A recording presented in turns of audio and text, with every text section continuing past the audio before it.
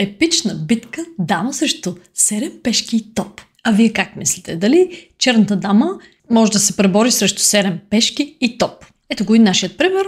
Дамата е възможно да стартира с дама по G6, да вземе пешка G, но при E7 белите плашат да произведат и пешка E, пешка H.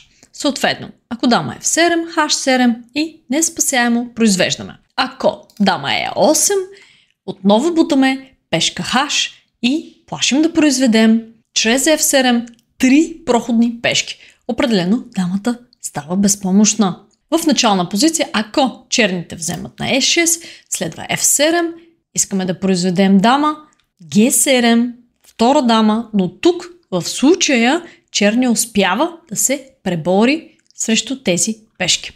И така, дама по E6, ако бутнем G7, следва G7, дама G8, но в случая, разбира се, може да подкрепим тази атака с топ E1, карвайки топа в игра или някой от тези пешки като подкрепление, определено отново дамата би била безпомощна. Последвайте ме и за още такива примери.